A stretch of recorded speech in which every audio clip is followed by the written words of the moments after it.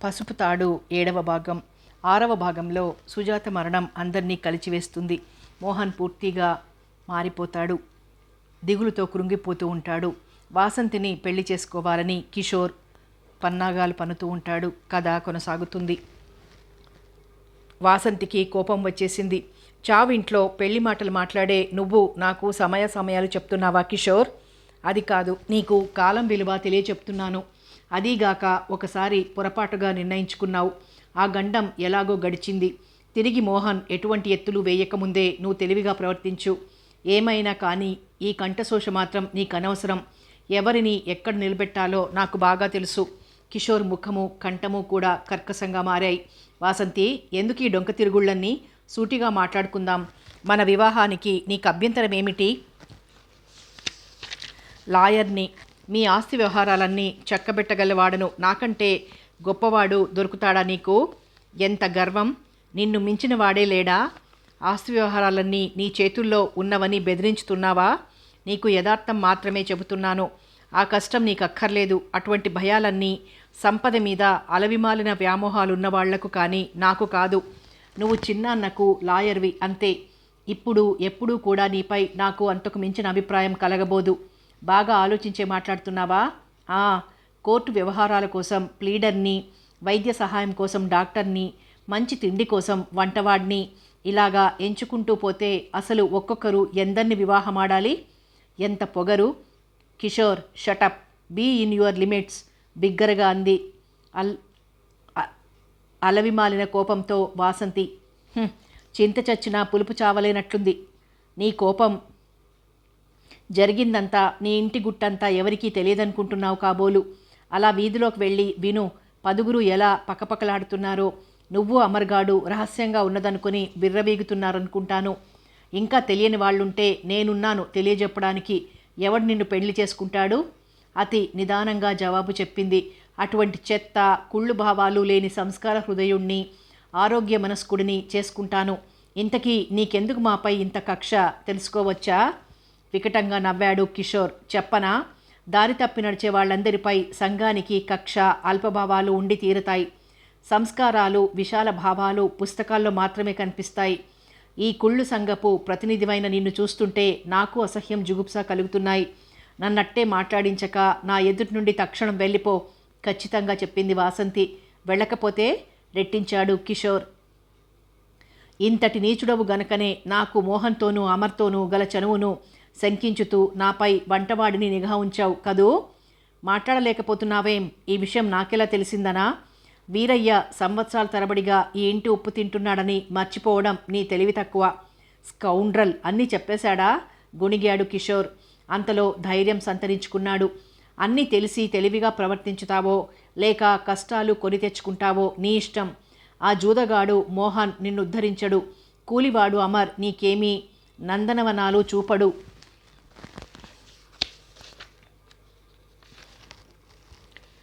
సాటివారిని అటువంటి విశేషణాలతో సత్కరించడం నీ కుసంస్కారానికి, కుళ్ళు హృదయానికి గీటురాయి. అయితే ఒక మాట, పరుల ధనానికి ఆశించిన వ్యక్తి కూలి అయిన మహాచక్రవర్తి. పరుల ధనానికి నక్కలా కాచుకూర్చున్నవాడు ఎంత విద్య ఉన్నా, ఎంత డబ్బున్నా సిగ్గులేని బిచ్చగాడే. మరి ఇందులో నువ్వెవరివో నిర్ణయించుకో అనేసి గిర్రున వెనుదిరిగిపోబోయిన వాసంతి పైట చెంగును కిషోర్ గుప్పిట్లో పట్టి బంధించి వెకిలిగా నవ్వాడు. ఇంతకాలం వివాహం కాకుండా ఉన్నానని, సరసుడను కానని అనుమానమా?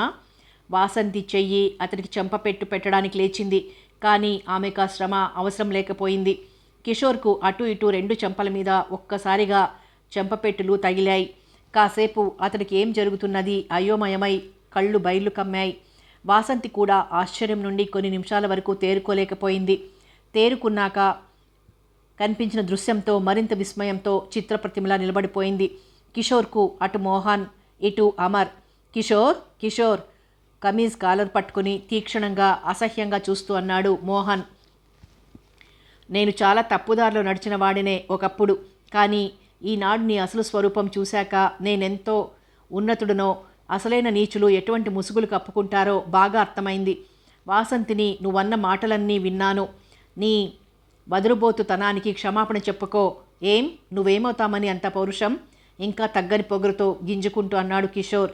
కిషోర్ను వాసంతి పాదాల మీద పడేలా తోసి, ఆ అనుబంధాలు నీకర్థం కావు, కానీ వాసంతిని క్షమాపణ అడుగు అన్నాడు అమరేంద్ర. ఏమిటింకా ఆలస్యం? మేము వాసంతికి ఏమవుతామో తర్వాత ఆలోచిద్దాం. ముందు ఇక్కడ నీ ప్రాణం ఏమవుతుందో ఆలోచించు అంటూ కింద పడిన కిషోర్ను లేవదీసి మరో లెంపకాయ కొట్టబోయాడు మోహన్. గత్యంతరం లేని కిషోర్ పారిపోవడానికి చూశాడు. కానీ అతడు 2 చేతులు అటు అమర్ ఇటు మోహన్ల చేతుల్లో ఇరుక్కుని ఉండి పలాయన మంత్రం ఫలించలేదు. కిషోర్, నేను ఈ ఇంటికి ఏమీ కాకపోయినా నీ పాలిట యముడిని మాత్రం. అవును, ఒళ్ళు దగ్గర పెట్టుకుని బతుకు హుంకరించాడు మోహన్. నీకున్న డిగ్రీలే లేనంత మాత్రాన నీ నక్కజిత్తులు సాగనిచ్చే బుద్ధిమాంద్యం ఉంటుందని అనుకోకు, అమర్ ఈసడించాడు. అప్పటికి తేరుకున్న వాసంతి అన్నది, పోనీయండి, బుద్ధిహీనుడితో తర్కంతో మనం కూడా తక్కువైపోతామా? బుద్ధి తెలిసి ఉండి నేనెక్కువ మాట్లాడాననుకుంటాను. మోహన్ ఒక్కసారి వాసంతిని చూసి కిషోర్తో అన్నాడు, చూసావా, నువ్వు అపకారం తలపెట్టినా ఆమె దేవతల నేను క్షమించి పొమ్మంటోంది. నువ్వు ఏ వంశాన్ని హేళనగా మాట్లాడావో ఆ వంశం ఔన్నత్యమది, పోయి బతుకు అమరేంద్ర అన్నాడు. ఇదేమీ సినిమా కానీ కాదు. కోరుకున్నది కాకపోగానే విలన్ అయిపోయి వెర్రివేషాలు వేయడానికి ఇది నిజ జీవితం. నీ పరువు నువ్వే చేజేతులా పోగొట్టుకోవద్దు, వెళ్ళు. కిషోర్ తాత్కాలికంగా మౌనంగానే పోయాడు. మరో గత్యంతరం లేక అతడి నిష్క్రమణ అనంతరం మిగిలిన ముగ్గురు ఒకరితో ఒకరు మాట్లాడుకునేందుకు కూడా సిగ్గిల్లిపోతూ చాలాసేపు మౌనంగా ఉండిపోయారు. ఆ మౌనాన్ని మొదట మోహన్ ఛేదించాడు. సారీ వాసంతి, నీ విషయంలో నీ అనుమతి లేనిదే కలుగజేసుకోవలసి వచ్చింది. గదిలో పడి ఉండి మతిలేక బయటకొచ్చేసరికి వాడి ప్రేలాపన వినవచ్చింది.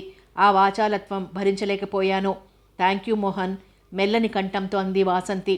వాసంతి, కొద్ది రోజుల్లో నేను వెళ్ళిపోతానని నీకు చెప్పి ఉన్నాను. కానీ మరికొంతకాలం ఇక్కడే ఉండటానికి మీ చిన్నాన్నగారి అనుమతి తీసుకున్నాను. వాసంతి ఏమీ అనలేదు. ఇది నా స్వార్థం కొరకు కాదు, నీకోసమేనంటే నువ్వు నమ్మకపోవచ్చు. వెనుకటి జీవితం ఏమైనా ఇప్పుడు మాత్రం నేను నీకు అన్నను, జ్యేష్ఠ సోదరుడిని. నీ శ్రేయస్సు నాకు చాలా అవసరం అన్నాడు మోహన్ గంభీరంగా.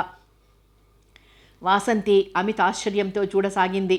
అవును వాసంతి, కళ్ళారా నీ పెళ్లి చూసి ఆ మర్నాడే వెళ్ళిపోతాను. చుట్టూ ధనపురాసుల మధ్య తోడేళ్ల నడుమ నువ్వు ఒంటరిగా ఉండరాదు. నీకు సరైన జంట ఏర్పడినాక కళ్ళారా చూసి వెళ్ళిపోతాను. మోహన్, అవును, నిజమే మాట్లాడుతున్నాను. నేను నీ క్షేమం కోరేవాడినే. నీకిష్టమైనా కాకున్నా కొన్నాళ్ళిక్కడ ఉండక తప్పదు. నేను నీ శ్రేయోభిలాషిని, బిలీవ్ మీ. మోహన్ అంతగా మారిపోగలడని ఊహించని వాసంతి అవాక్కైంది. మోహన్ నెమ్మదిగా తన గదిలోకి వెళ్ళిపోయాడు. ఎంతకు తనకు తానై మాట్లాడక ఏమేమో ఆలోచిస్తూ ఉండిపోయినా వాసంతి చాలాసేపటికి అమర్ పలకరించడంతో ఇహలోకంలోకి వచ్చి ఏమిటి అన్నది. ఒక్కతెవు ఎందుకు ఈ చీకట్లో, లోనికి పద నీ గదిలోకి అన్నాడు అమరేంద్ర. అన్నదే కానీ కదల్లేదు. లే మరి, ఏమిటా ఆలోచన? ఎన్నో జరుగుతూ ఉంటాయి, ప్రతిదానికి మనసు పాడు చేసుకోవద్దు. అతడు ఆమెకు ధైర్యం చెప్పసాగాడు. ధైర్యంగా ఉండమని నీకు నేను చెప్పనవసరం లేదు కదా. కిషోర్ను తలుచుకున్న కొద్దీ ఆశ్చర్యంగా ఉన్నది. ఇటువంటి పయోముఖ విషకుంభాలు జీవితం పొడుగునా ఎదురవుతూనే ఉంటాయి. ఎవరి జాగ్రత్తలో వారుండాలి అంతే. లే, మనసు పాడు చేసుకోకు. మనస్సు కొత్తగా పాడయ్యేది ఏమీ లేదు అమర్. లేచి నీ గదిలోకి వెళ్ళు. అబ్బా, పిచ్చెత్తుతోంది అమర్. ఈ విలువైన గదులు, దుస్తులు, ఈ మేడ, నౌకర్లు, తాపత్రయాలు, ఈ ఆడంబరాల నరకం నుండి ఎటైనా దూరంగా పారిపోవాలనుంది. కొత్తగా మాట్లాడుతున్నావు, దెప్పుతున్నావా? బాధగా అడిగింది వాసంతి. నేను అటువంటి వాడననేనా? జీవన మధురిమ ధన కనకాలలో లేదని ఆనాడు నువ్వన్నమాట ఎంత యథార్థం అమర్. గతజల సేతుబంధనం అది. ప్రస్తుత కర్తవ్యం ఆలోచించు. ఏమున్నది ఆలోచించేందుకు? మోహన్ మాటలు అక్షరాల నిజం. నువ్వు బోలెడంత డబ్బు మధ్య ఉన్న అందాల యువతివి. నీకు రక్షణ అవసరం. ఈ మాటలను అపార్థం చేసుకోవద్దు. ఆలోచించగల పరిజ్ఞానం ఉన్నది నీకు. లేచి నీ గదిలోనికి వెళ్ళు. నేనొక్కసారి పొలాలు చూసి రావాలి. సుజాతకు జరపవలసిన కర్మకాండలు సక్రమంగా ముగిశాయి. విచారం తొలగకపోయినా ఇంట పేరుకున్న స్తబ్దత పోయి తిరిగి ఎవరి పనులు వారు చేసుకోవడం ప్రారంభమైంది.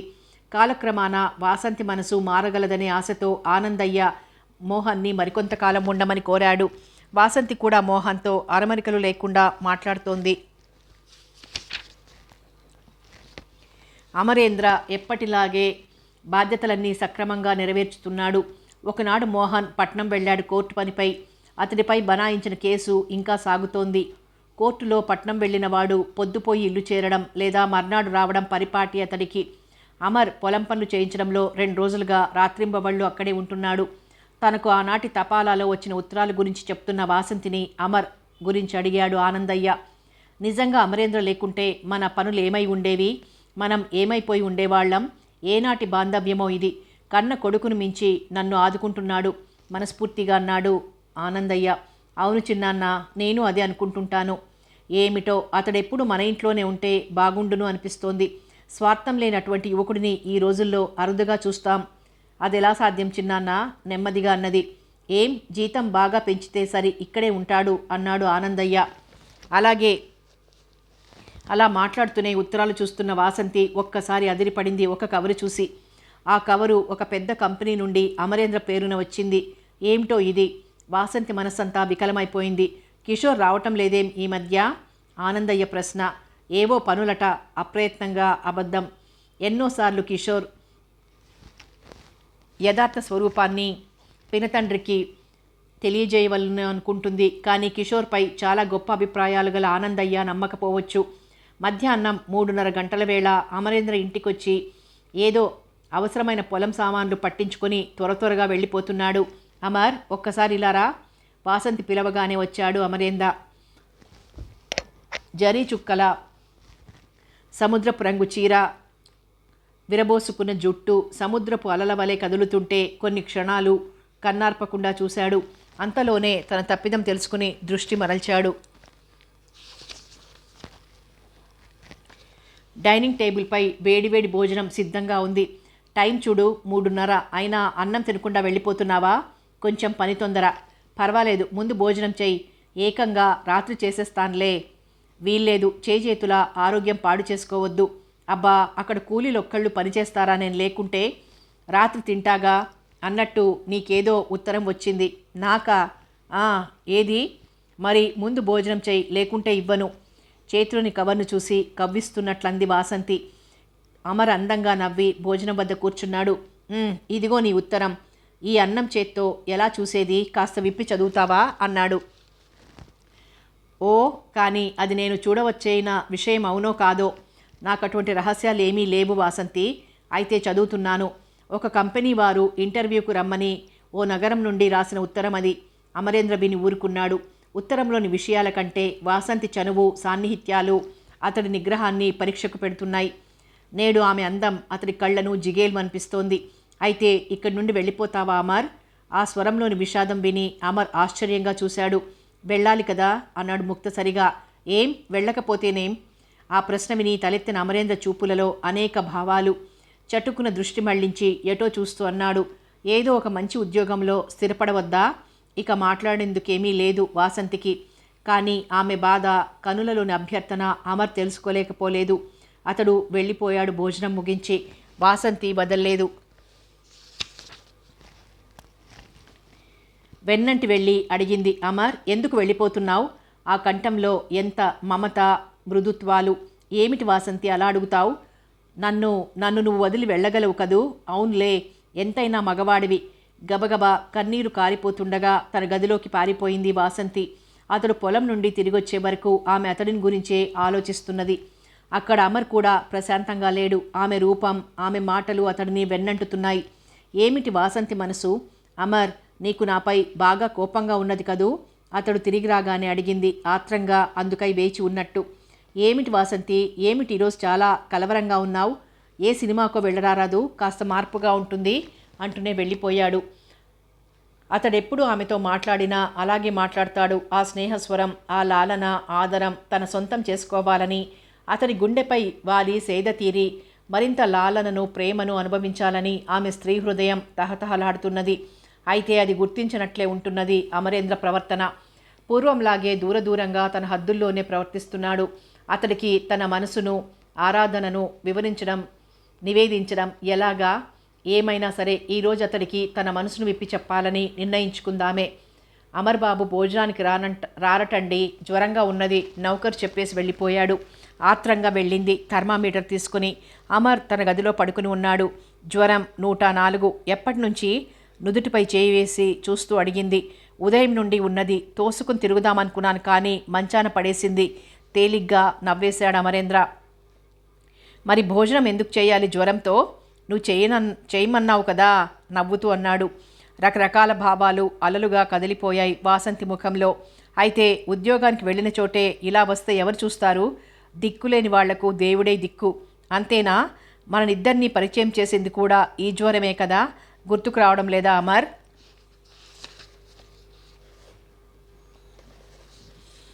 అవును నిర్లిప్తంగా అన్నాడు. నాకేం పర్వాలేదు. ఏమైనా కావలిస్తే నౌకర్లు ఉండనే ఉన్నారు కదా, వెళ్ళు వాసంతి. వాసంతి వినిపించుకోలేదు. ఫ్రిడ్జ్లో నుండి చల్లని నీరు తెచ్చి రుమాలందులో తడిపి అతడి నుదుటిపై వేసింది. దిగ్గున లేచి కూర్చున్నాడు అమర్. వెళ్ళు వాసంతి, చెప్తే అర్థం చేసుకోవేం? విస్తుపోయి చూసింది. ఆ కంఠం, అటువంటి మందలింపు అమరేంద్ర నుండి ఎప్పుడూ వినలేదు. అప్పటికే నీచులందరికీ ఇష్టం వచ్చినట్లు వాగే అవకాశం దొరికింది. ఇంకా మనం వాళ్ళని వాగించడం దేనికి? ఒక్కసారి అతడి కన్నులలోకి చూసిన వాసంతి లేచి నెమ్మదిగా భారంగా కదిలిపోయింది. అమర్ బరువుగా నిశ్వసించి కనులు మూసుకున్నాడు, నిష్క్రమించుతున్న వాసంతినే చూస్తూ. ఇప్పటికీ ఆమెకు తన మనసు తనకు తెలిసొచ్చింది. కానీ ఆ పైన ఆలోచించలేక మగతగా కనులు మూసుకున్నాడతడు. అర్ధరాత్రి వేళ ఇల్లు చేరిన మోహన్ యథాలాపంగా అమరేంద్ర గదివైపు చూశాడు. గదిలో నుండి సన్నగా మూలుగు వినిపిస్తోంది. దగ్గరగా వెళ్లి చూసి అమరేంద్రకు జ్వరం విపరీతంగా ఉన్నదని తెలుసుకున్నాడు. అమరేంద్ర స్పృహలో లేడని గ్రహించాడు. ఇదేమిటి ఒక్కడు పాపం, ఎవరూ చూడలేదా? వాసంతి గదివైపు నడిచిన అతడు మరింత నిర్ఘాంతపోతూ నిలబడ్డాడు. వాసంతి నిద్రపోలేదు. గదిలో లైటు వెలుగుతూనే ఉంది. మంచం మీద బోర్లా పడి వెక్కి వెక్కి ఏడుస్తోంది. వాసంతి, వాసంతి రెండవసారి బిగ్గరగా పిలిచిన తర్వాత వాసంతి అదిరిపాటుతో లేచొచ్చింది. ఎంత తుడుచుకున్నా ఆగని కన్నీటి స్రవంతితో. వాసంతి, ఏమిటి? మాట్లాడక పెదవిని పంటితో నొక్కి నేలచూపులు చూడసాగింది ఆమె. అమర్కు బాగా జ్వరం, స్పృహలో లేడు. నీకు తెలుసా?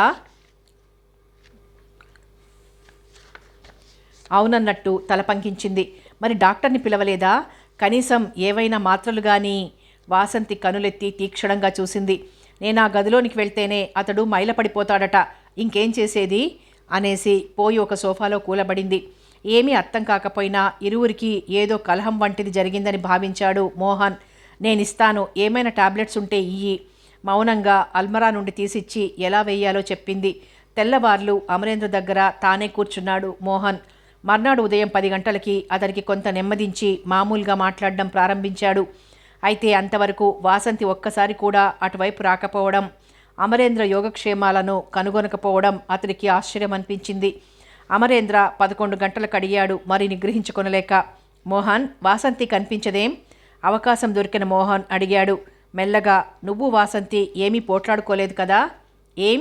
రాత్రి నేను వచ్చేసరికి నీకు స్పృహలేక మూలుగుతున్నావు. వాసంతి తన గదిలో కుమిలి ఏడుస్తోంది. అడిగితే చెప్పలేనట్లాగిపోయాడు. చెప్పు మోహన్. అతడి గదిలోకి వెళ్తే నిషేధం అన్నట్లుగా ఏమేమో మాట్లాడాడు. బాగా బాధపడుతోంది. నవ్వలేక నవ్వాడు అమర్. చెప్పు అమర్, మళ్ళీ కిషోర్ గాని ఏమైనా అన్నాడా? నిట్టూర్చాడు అమరేంద్ర. ఒక్క కిషోర్ ఏమిటి, లోకం అంతా. పొలాల్లోకి వెళ్ళాను. అక్కడ చాటుమాటుగా పాలేళ్ళు, ఏదో చెవులు కొరుక్కోవడమే. వాసంతికి అండగా ఉందామనుకుంటూ పరోక్షంగా అపకారం చేస్తున్నానేమో అనుకుంటున్నాను. మోహన్ ముఖం ఎర్రబడింది. గంభీరంగా ఆలోచిస్తూ ఉండిపోయాడు. ఆ ముఖంలో కోపం, స్నేహం, అభిమానం, పౌరుషం అన్నీ కలగాపులగంగా నర్తించుతున్నాయి. నేను కొన్ని ఉద్యోగాలకు అప్లై చేశాను. నిన్న 2 ఉద్యోగాలకు ఇంటర్వ్యూలు వచ్చాయి. అప్పటి నుంచి వాసంతి చిరాగ్గానే ఉంది. నేను వెళ్ళిపోవడం ఆమెకు ఇష్టం లేదు. మోహన్ ప్రసన్నవదనంతో సూటిగా చూశాడు. నిజం చెప్పు అమర్, వెళ్ళిపోవడం నీకు మాత్రం ఇష్టమా? వాసంతి ఏమైపోతుంది? మోహన్ ప్రశ్న విని అమర్ తలవాల్చుకున్నాడు. అసలు మనసులో ఈ తుఫాన్ వల్లనే నీకు ఈ అనారోగ్యం. ఇది ఆరోగ్యం పాడై వచ్చిన జ్వరం కాదు. అమర్ హృదయాంతరాళం నుండి బలమైన నిట్టూర్పు బాధగా వెలువడింది. ముఖం వాల్చుకుని చూస్తున్న అతని భుజంపై స్నేహంగా తట్టుతూ అడిగాడు మోహన్. అమర్, అసలు నీకు వెళ్ళిపోవాలని ఎందుకు అనిపించింది? ఇప్పుడు సమాధానం లేదు అమరేంద్ర నుండి. అమర్, నాకు తెలుసు నువ్వు ద్వైతీభావంతో సతమతమవుతున్నావు. వాసంతిని ప్రేమించను లేక ద్వేషించను లేక నలిగిపోతున్నావు. అమరేంద్ర నుండి నిట్టూర్పే సమాధానమైంది. అమర్, వాసంతి నువ్వు మొదట స్నేహితులు, అయితే అప్పటి వాసంతి లోకమెరుగనిది, తన మనసు తనకే తెలియని అర్భకురాలు కనుక నిన్ను గుర్తింపలేకపోయింది. కానీ అది అగౌరవం మాత్రం కాదు. మధ్యలో వచ్చిన నన్ను ఒక దుస్వప్నంగా మర్చిపో. నేను కేవలం డబ్బు కొరకే వివాహం చేసుకోవాలనుకున్నాను కానీ ఎప్పుడూ చిరుబుర్లాడే ఆమెపై నాకు ప్రేమాశ్రద్ధలు ఉండేవి కావు. వివాహానంతరమే ఆమె నన్ను భర్తగా స్వీకరించాలనుకున్నది. ఫలితంగా మేము దూరంగానే ఉండిపోయాం. నమ్మగలిగితే నా మాటలు నమ్ము. వాసంతికి నువ్వెలా స్నేహితుడివో నేనలా అభిమానిని మాత్రమే. ఏం మాటలు మోహన్, నాకెప్పుడూ ఆ అనుమానం లేదు.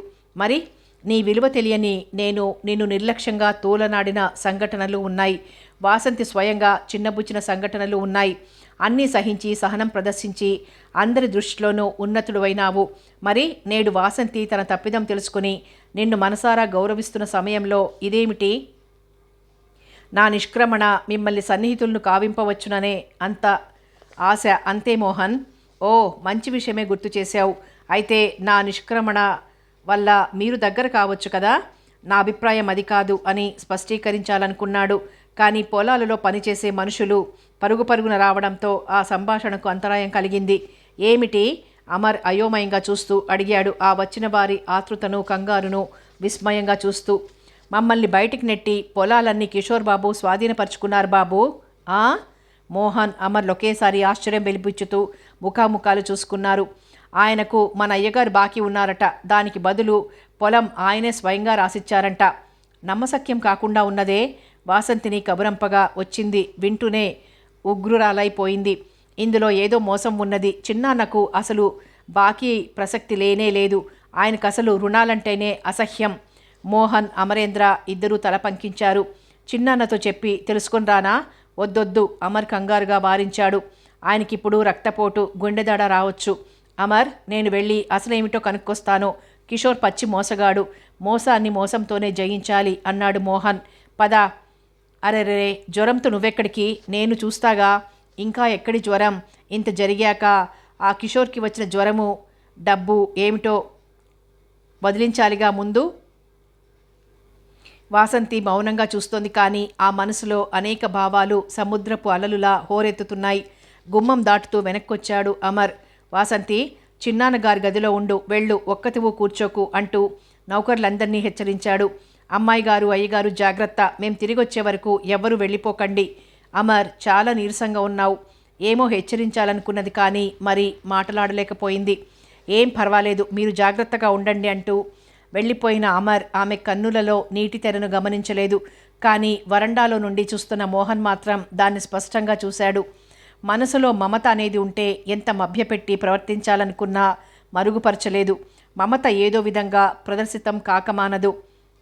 జీప్ వచ్చి ఆగడం చూసి కూడా కిషోర్ లెక్కలేనట్లే గమనించినట్లే వాలు కుర్చీలో పైప్ పీలుస్తూ ఏవో కాగితాలు చూసుకుంటున్నాడు.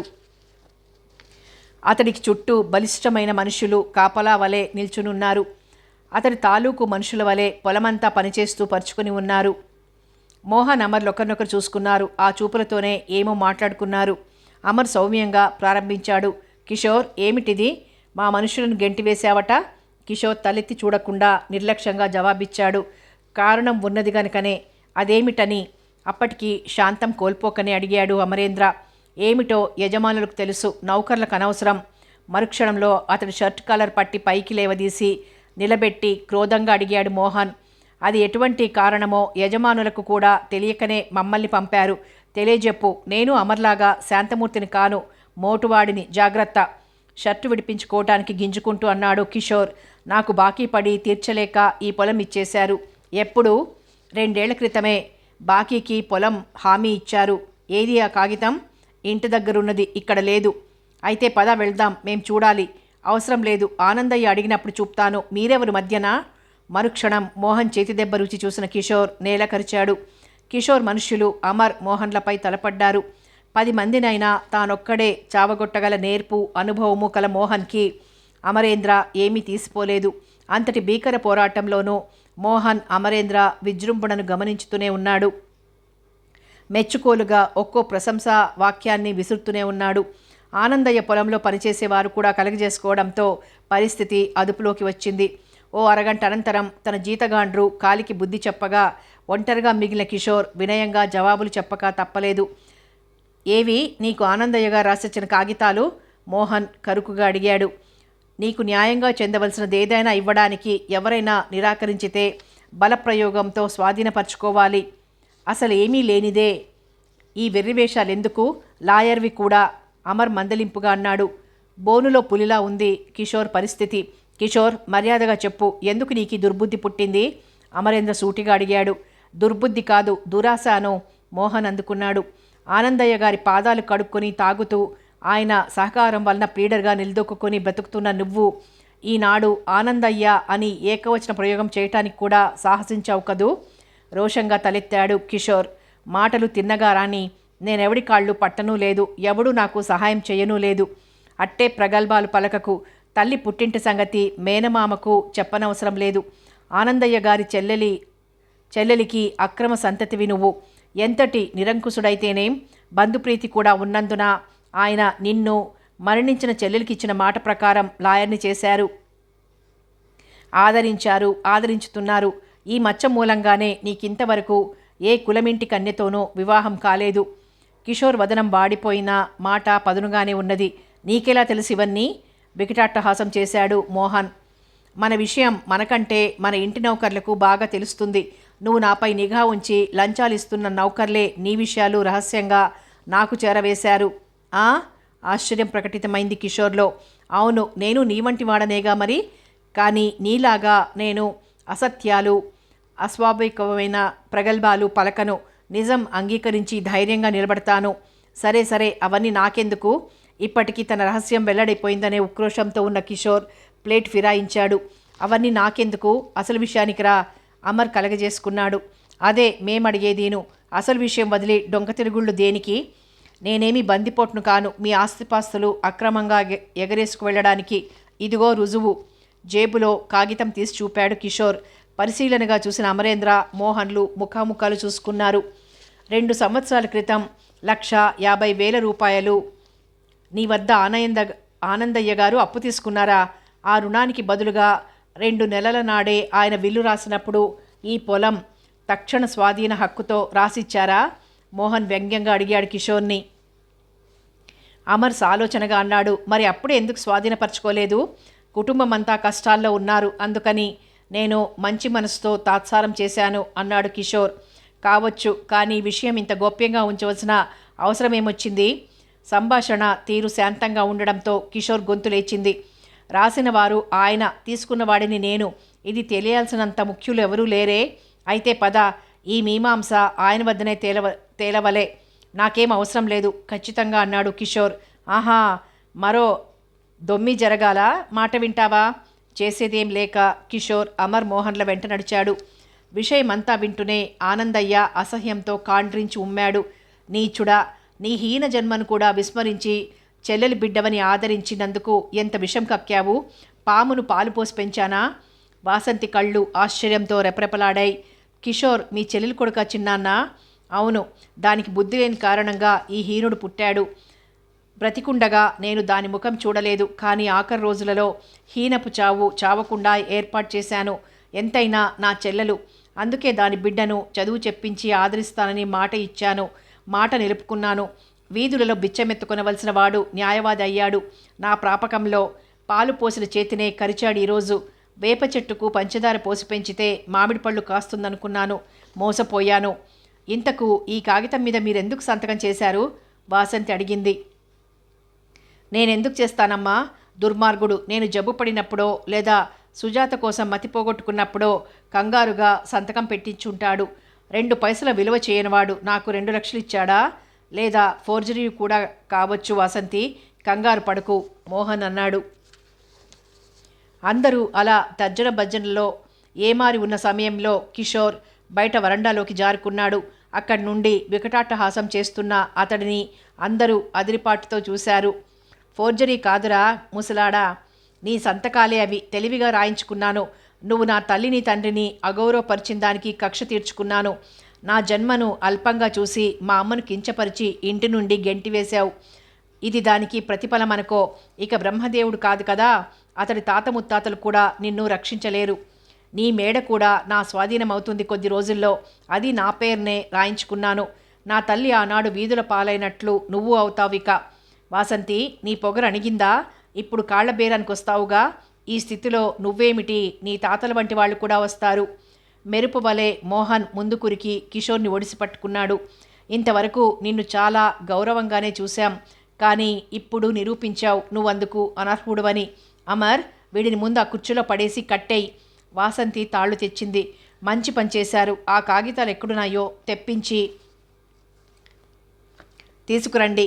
ఇంత నీచుడని తెలియక చేరదీశాను రొప్పుతూ అన్నాడు ఆనందయ్య. వీడు చూపుతున్నవి నకళ్ళు, అసలువి కాదు. చిన్నాన్న, మీరు హైరాణ పడకండి. ఇందుకే నేను మొదటే చెప్పాను, మీకు విపరీతమైన ధనం కూడా ఇటువంటి నాగుబాములను చేరదీసి అనర్థాలు కల్పిస్తుందని. నిజమేనమ్మా. కిషోర్ మొదట బింకంగా ఉన్నా పిదప దారికి రాక తప్పలేదు. నేను చాలా మొండివాడిని. నేనేమైనా ఏడ్చేవాళ్ళు లేరు. నిన్ను చంపి జైలుకు కూడా పోగలను సునాయాసంగా. కనుక చెప్పేసేయ్, ఆ కాగితాలన్నీ ఎక్కడున్నాయో కర్కశంగా అడిగాడు మోహన్. సమాధానం రాకపోగా ఎడాపెడా వాయించాడు బలంగా. అమర్ కల్పించుకున్నాడు. మర్యాదగా చెప్పు, లేదా నరకమే చూస్తావు. నేను మంచివారికే మంచివాడిని, మొండి దగ్గర శతమొండిని. చెప్పు. మళ్ళీ మోహన్ అందుకున్నాడు, కిషోర్ జుత్తు పట్టి గుంజుతూ. సినిమాలు చూసి చూసి నీ మతి పోయిందనుకుంటాను. విలన్ గాడికి ఎప్పుడు అపజయమే తెలుసా. ఆస్తిని అక్రమంగా పొందాలని, ఆడదాన్ని బలవంతంగా చేపట్టాలని ఆశించేవాడెవ్వడూ బాగుపడ్డడు. స్త్రీని ప్రేమతో జయించాలి, అనురాగంతో ఆకట్టుకోవాలి, కానీ అది అధికారంతో కాదుగా. అవివేకి. మరో దారిలేని కిషోర్ ఆ కాగితాలను తన ఇంట ఎక్కడ దాచింది చెప్పాడు. అవి నా లా పుస్తకాల బీర్వాలో ఉంటాయి. ఏ వరుసలో ఏ పుస్తకంలో దాచావో కూడా చెప్పు. గుర్తులేదు, నన్ను తీసుకెళ్ళు. లేనిదే మీ వల్ల కాదు. పావుగంట తర్వాత కాగితాలతో తిరిగి వచ్చిన అమరేంద్రన్ చూసి నీరు కారిపోయాడు కిషోర్. తన మనుష్యులు అతడి అంతు చూస్తారనే ఆశతోనే వివరాలు చెప్పి పంపాడు, తిరిగి రాడని.